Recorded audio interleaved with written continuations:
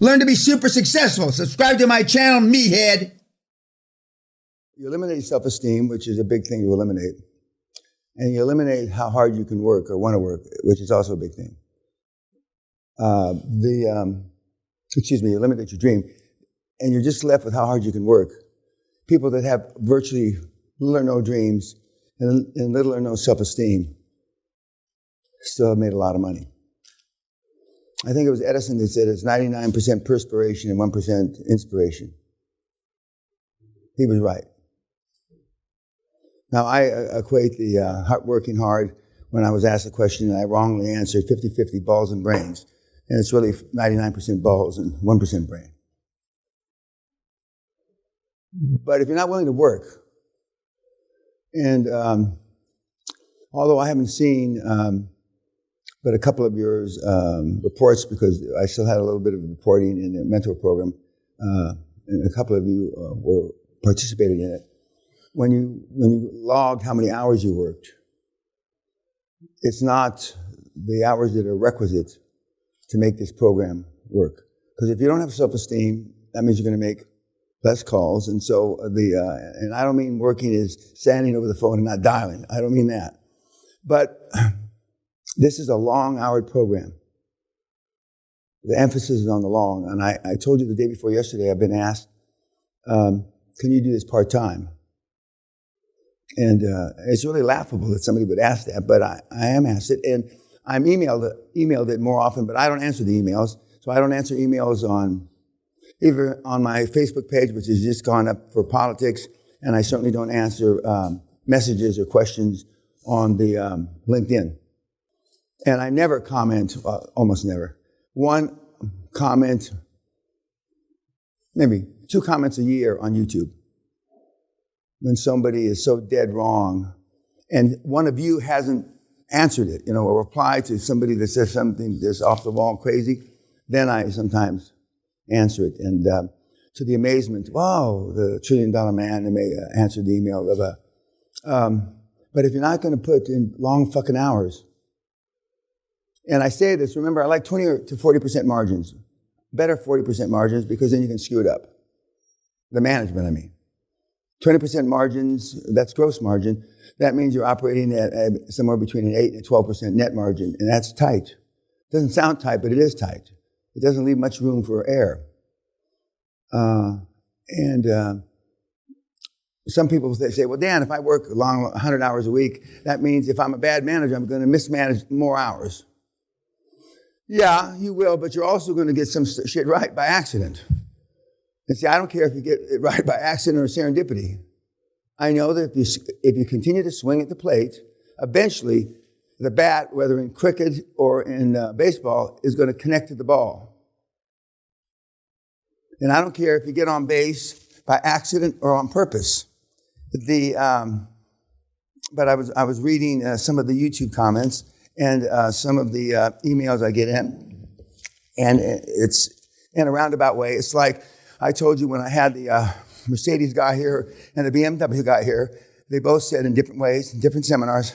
I never heard so many people say in different ways as it come down to, a lot of cold calling, which means a lot of work, because most of us, myself included, consider cold calling work, even though I was very good at it. And for those of you that have cold called, you make cold calls, you get negative results, it's draining. If there's a word beyond draining, it's debilitating. But that's still a requirement of the program. It's hard work, a lot of hours. And some people just aren't willing to do that. That, against the culture now, resignation, against the culture now, not a 4-day week, 3-day week. So you're fighting, you're like Atlas Shrugged, pushing that ball of shit up the hill, but you're one of the only ones pushing it up the hill. So that means it's easy for us because there's literally no competition. Other than you guys.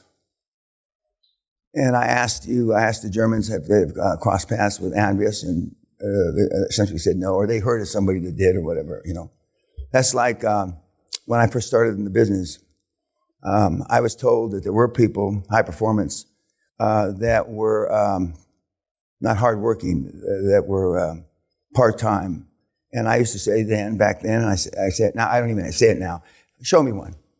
Introduce me to one. I'll fly there. Let me talk to him. Let me touch him. Let me shake hands with him. Back when shaking hands was popular. And to this day, I have not been introduced to anybody like that. Now, maybe there is one or two on the 7.7 billion people planet, but I certainly haven't met him. I've heard it's like the Iceman, the guy that's supposed to live up in the forest, and he goes around and I've talked to people that say that they might have seen him, but they haven't seen him. It's more or less like Santa Claus. I know who Santa Claus was and who is still, for the most part, around the world. But if you're not willing to put in the time, it's just not going to happen. It's not going to happen. Now, for those of you that have been away from the seminar, the first seminar, months, notwithstanding, exclude the pig fucker, 26 days. Exclude him, okay? It's hard for me to exclude him, but exclude him. And it's hard for you to exclude him because you saw him, you heard him. But, even, people that are just stumbling around at 5 cold calls a day should be able to put together a number, real cold calls, you should be able to put together a number of LOIs. Now, remember, there's a slide. This is one of Andres' most friendly slides that the program, let's take 1,200 cold calls, 1,200 cold calls in a year. What's that? That's 100 cold calls a month. That's 25 cold calls a week.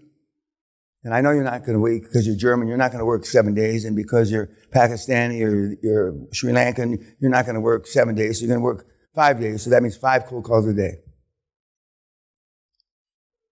That's such an incredibly low number.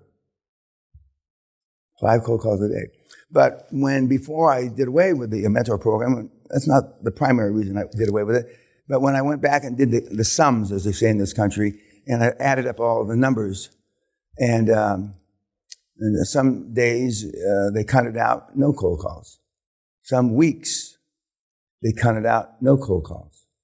Some months they counted out no cold calls. Now, how can that equate in any shape, manner, or form to hard work? Yet your schedule was busy with other shit. But the primary thing that drives the model is looking for motivated sellers. And how do you get a motivated seller? You get them, for the most part, through cold calling. Now, of course, brokers, the business brokers, which I elaborated yesterday afternoon and early evening about some of the horror stories. But, although a few of you, when I ask you, how did you get that lead? Cold call. The best leads come from cold calling. From cold calling. The very, very best leads are when they're not on the market. As Graham and Leanne said, they're not on the market. They approached the suspect in their mind that turned out to be a prospect, that turned out to be a purchase. And if you keep swinging at the plate, you get lucky once in a while. They were sitting in the hotel lobby, as they pointed out, and the liquidation is happening in the hotel. Now that's not. They would like to say that that's because they were at a meeting on the weekend with their lawyer there, and if they hadn't been working on a deal, they wouldn't have been apprised of that opportunity. There's a lot of truth in that, but it's also lucky as shit that they picked that hotel in that city to do the liquidation. But hard work, all the guys in the Building of America, from Carnegie to Vanderbilt, all worked their balls off. And it's the biggest differentiation I see from the 90s and early 2000s to today is the work ethic, or the lack thereof. And I've told these stories. When I turned 16, and I had cause because the first time I applied for my passport and failed, they asked you, where'd you first work? Where did you get your last paycheck, et cetera, et cetera. And I went back and I had them pull the files, the IRS files. And this was at an Asian office of the IRS and Internal Revenue Service. And they had these old fax copies of stuff. And I turned 16. on August the 10th, 1961. And my first paycheck was August 1961, $124. I was getting paid $1.05 an hour. So from the 10th to the 31 days in August, 31 days in August, in 21 days, I earned $120, and that's 120 hours, approximately $1.05. So I worked 21 days, 5 hours a day. And they used to call me Peña, Shift Peña. You want to go home, have sex with your wife, I'll take your shift. You know, you want to go visit your sick mother, I'll take your shift. And so I worked through, and I've always worked long, long hours. But when I first started working, I was 10, 11. I worked on a big hay farm in the San Fernando Valley, where I got paid $1 an hour. Off the books. I didn't pay taxes when I was 10 or 11. And my mother used to drop me off at 6 in the morning or when the sun came up. And I used to pick weeds. And then my mother would come back when the sun went down. I've said this story before. And my mother comes, she was late, there was traffic, blah, blah, blah. Because she's coming from East LA to the valley, which is not a short trip. And I'm asleep up against a tree about 7 o'clock at night. So my mother goes into the panic mode. First of all, after she figured out I wasn't dead, she's screaming at me, how much acreage were you supposed to pick weeds from? And I said, we've got, about another acre and a half. She turned on the lights of the car, and she got on her knees with me, picking weeds. Later on, because, we didn't have much money, you know how much gas I burned up keeping the lights on? But I said you could have kept the lights on, Mom, and not had the car running, but then the battery goes down, et cetera, et cetera. So I've always had that same work ethic. And the thing that I notice most, some of you in this room consider the last few months that you've worked hard hours. I don't. Because now you don't have to drive there. You haven't had to do that because of the advent, not the advent of Skype and Zoom, because it's been around a while, but the acceptability of Skype and Zoom now. It's considered kosher. It's considered okay. Not to me, but to most on the planet to introduce yourself. Remember, it's either call, email, call, or vice versa. Email, call, email. And so you should have at least been able to go through 2 or 3 times more people than you would in regular time. And as Whipple and Dan Locke would say, vis-a-vis the old days when you actually went to every meeting and looked every single person in the eye, and there's a few of you in the room that realize either by serendipity, or intuitively, or because I've said it, that's the best way to make a connection. In person. And those connections have a tendency to last longer than one made on Skype. Now, some of you guys, I'm not sure I can accuse anybody in the room, making introductions on, not a tweet, but a text. It's hard for me to understand that on any level. Some of you, and I'm not saying this room, fire people on text. And that absolutely I can't understand on any level. That's so poor leadership. Shouldn't even be categorized with the word leadership. Yet a lot of the kids feel comfortable doing that. What they don't feel comfortable with is eyeball to eyeball firing somebody. And again, I've said many times in the first seminar and maybe a couple times here, if you've never fired anybody and you're 25 years old and you're firing somebody 60, that's not easy. That's not easy. It was always easy for me. Okay, any comments, questions about anything before we move on? But I was thinking about this morning when I was looking at the slides, and it's just obvious. Either the people that are working through the program now, even though we had a best year ever last year, this year ending in a few days. But we've also had 4 times more time to do it. That's an exaggeration. 3 times, but at least twice as much time to accomplish these simple steps as before Corona, because we're not driving, we're not flying, we're not doing all this stuff. I think my guess is we literally had between 3 and 4 times more time to enact the steps. You think about your own day. Later on today, we're going to see the Goomba Brothers, which are 2 Cuban guys in Florida that were skeptical in the beginning. You hear them now, but that have just catapulted over the competition and done some pretty remarkable things. And they'll tell you, but I mean, they always spent good money on themselves. They felt comfortable spending money, dinner, trips, and shit like that. But they sure as shit didn't feel comfortable spending big money on lawyers or big money on accountants. But those big money lawyers and the big money accountants have brought them business just as they're supposed to, et cetera, et cetera. Any comments or questions on anything? Semi? I'll comment. Well, I know. See, I can always, there's 3 or 4 of you, I know I can always get a question out of or a comment. Go ahead. No, work ethics, the Vanderbilts, for me it goes down to focus. That time there were not so many things distracting Correct. oneself.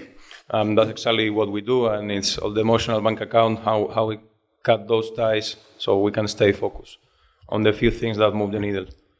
And not the many. I made the comment yesterday, a lot of Asians have more than one business. And I said, well, the reason is, well, if this goes out of business, well, at least I've got these other 2 businesses. And there's truth in that. You can't question the veracity or the validity of that comment. But by the same token, on the one hand, as Andres would say, but on the other hand, you're not putting 100% focus the majority of your time on perhaps the biggest opportunity.